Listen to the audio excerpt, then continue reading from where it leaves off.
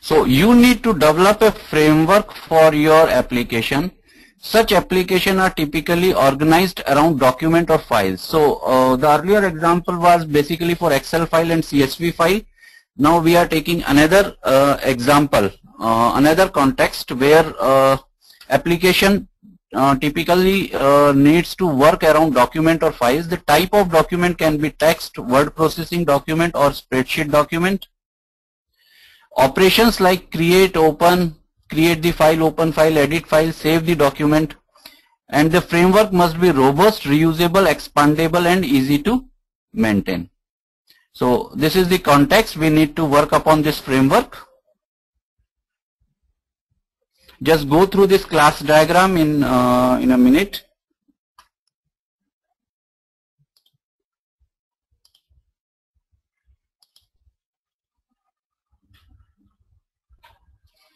See,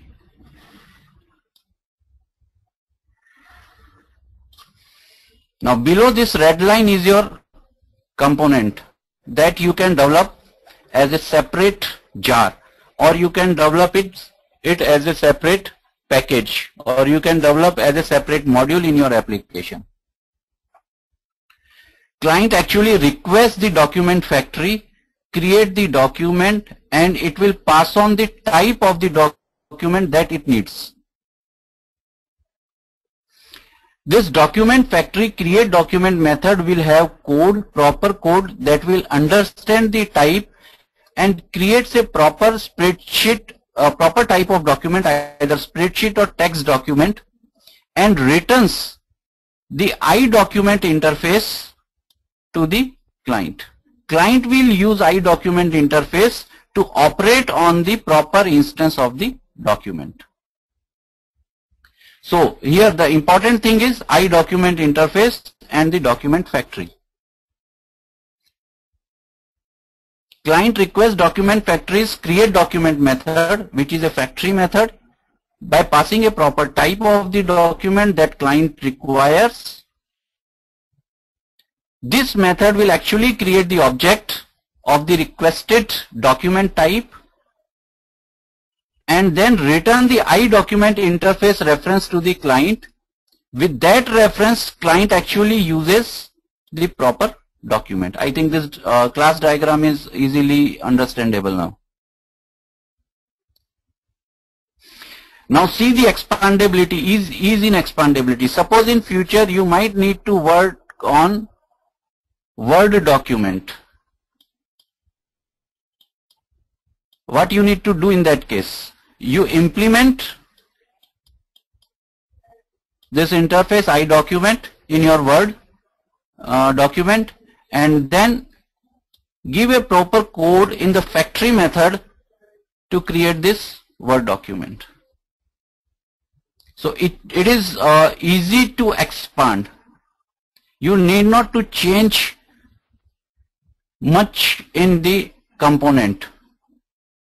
You just need to change a line in the document factory for the proper new type of the document to be created, and then create a separate class that will implement the iDocument interface. So when you actually debug or test your newly developed code, you need not to test this portion, the text document and spreadsheet document. Just test your Word document. So it is easy to expand, easy to maintain. Now what about reusability? If you see this particular line I have drawn, below this is the component. You need not to copy paste the code. You just create a jar out of this component and use it in your other application as it is. So you need to keep the versioning of the jar for the modification and then ship that particular jar to all the application that is using this code, this particular component. So it is easy to reuse also. And there is only a single point of access for creating any type of document, and that is this factory method, create document inside the document factory. So this is a basic classic way of implementing factory method.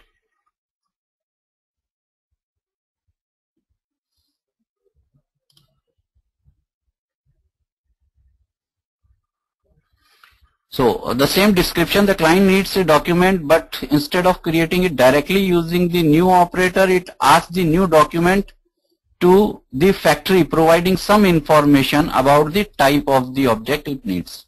The factory instantiate a new concrete document and give the type and the return to the client. Basically, it returns the interface reference. The client uses the document without being aware of about their concrete implementation through the iDocument interface.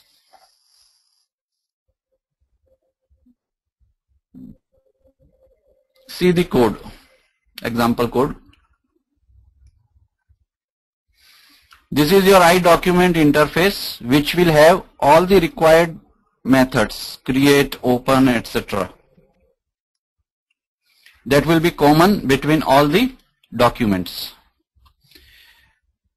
Text document implements iDocument and implementation will go over here, and spreadsheet document implements iDocument and the implementation goes here, and similarly a Word document implements iDocument. Any number of type of document can implement iDocument. I think this is pretty simple. Now see the document factory code.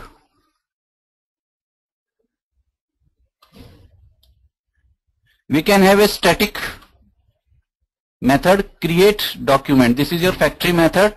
You can supply the type of the document that you needs to create.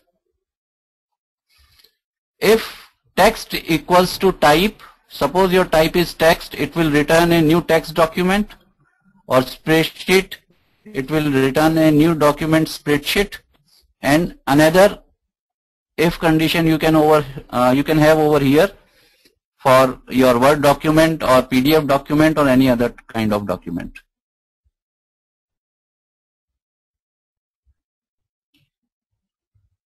If you see this particular class,